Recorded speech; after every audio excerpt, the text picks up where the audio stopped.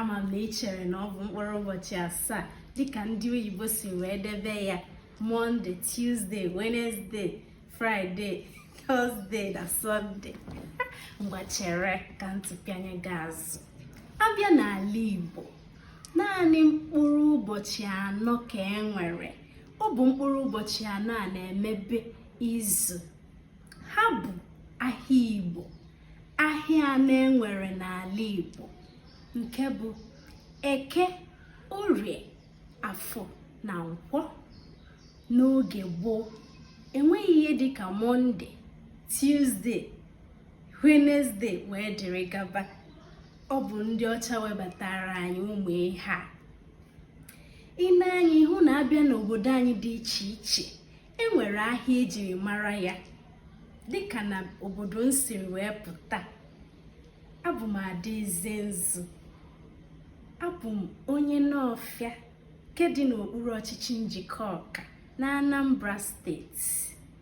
Ahịa anyị na-azụ n'obodo anyị bụ Nọọfịa. Anyị na-akpọ ya n'olumba anyị Nọọfịa.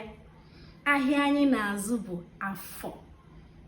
Abịakwanụ n'obodo dịka Umuchu, ihe ha na-azụ bụ Nkwọ. Abịakwanụ n'obodo dịka Abagana, ihe ha na-azụ bụ Orie. Etu a ka o si dị n'obodo dị iche iche. Abịakwanụ n'Enugwu Ukwu, ihe a na-azụ bụ Nkwọ. Ewela iwe na makpọrọ obodo gị, ọ bụ ndị matara n'iche mkpọrọ. Biko gwanụ m aha obodo unu na ahịa a na-azụ n'obodo unu, ya bụ ahịa eji mara obodo unu. Depụtaranụ m ya na comment section ka anyị mara, n'ihi na obodo e nwere n'ala Igbo bara ụba. Abịa n'ala Igbo, ọ bụrụ na amụọ nwoke ụbọchị Afọ, a na-aba ya Nwafọ. Amụkwanụ nwoke n'ụbọchị Nkwọ, a na-agụ ya Nwankwọ. Amụọ nwoke n'ụbọchị Orie, a na-agụ ya Nworie. Etu ahụkwa ka ọ dịkwa na Nweke. Na-abịakwanụ n'akụkụ nke ndị nwanyị, amụọ nwanyị n'ụbọchị Afọ, a na-agụ ya Mgbaafọ. Amụọ nwanyị n'ụbọchị Eke, a na-agụ ya Mgbeke. Mana ị ga-ekwenyere m na onye ọbụla kpọrọ gị Mgbeke n'oge ugbu a ọ ga-ewe gị ezigbo iwe nke ukwuu, n'ihi na ejirila Mgbeke mara onye amaghị ihe ekwe na-akụ. Mana ọ bụghị etu a ka ọ dị n'oge gboo.